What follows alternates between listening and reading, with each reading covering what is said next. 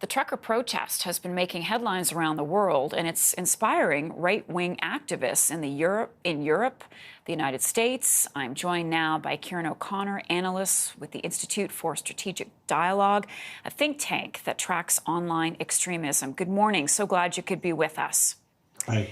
How are these protests in Ottawa emboldening various anti-government, anti-establishment groups around the world?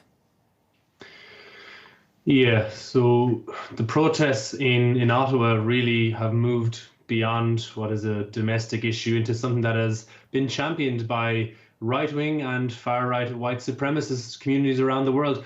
Really, what we're seeing at the moment is the latest iteration in the COVID protest movement, anti-masks, anti-lockdown, anti-vaccines, and now the kind of anti-mandate protests as well.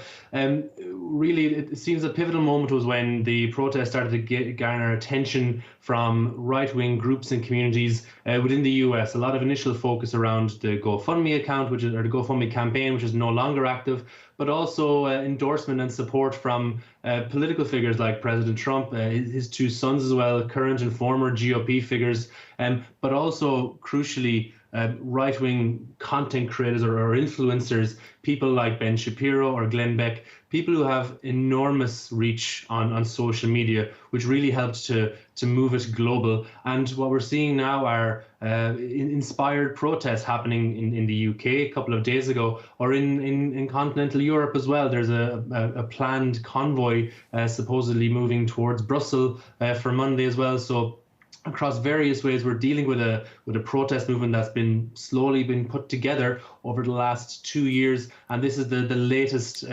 latest culmination of the protest movement. Do you think that this would be happening if the Ottawa protest had been shut down after a day or two?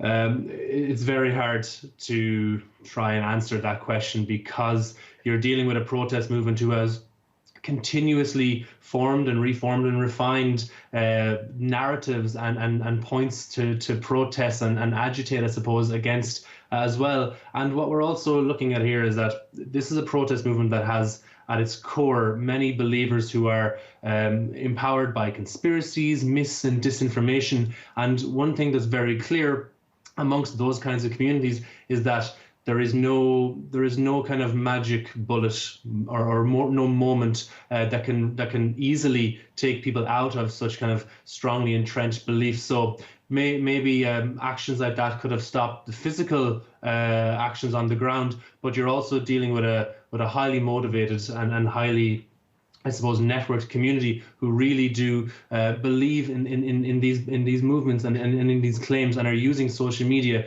to spread this and entrench more people into it as well. I think a lot of Canadians have been surprised, shocked by what's happened with the protest in Ottawa.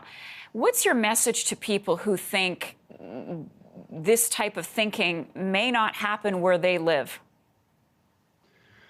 Yeah, we've seen right throughout COVID, there's been various protests and demonstrations around different issues like masks and lockdown and vaccines, and lots of people have taken to the streets or gone online to share their grievances or share their frustrations or share their worries. But what we've also seen in train, we've seen that these movements have been co-opted by extremist groups, by people who are seeking to take advantage of people's anger and frustration, and it is a danger. And COVID-19 in so many ways has acted as a catalyst for radicalization. It has allowed extremist groups to frame events and issues in very simplistic terms and narratives, framing it as us versus them, good and evil, the pure people versus the corrupt elite, these kinds of things. But central to so much of the kind of COVID protest movement have been the belief that all restrictions are anti-democratic and all restrictions amount to a permanent power grab by governments. So in these kinds of ways, we can see how extremists have sought to take advantage of the moment. And it definitely is a worry and a risk for wider society of how these extremist movements are using and capitalizing on these moments. Ciaran O'Connor, he's an analyst with the Institute for Strategic Dialogue. Thank you so much.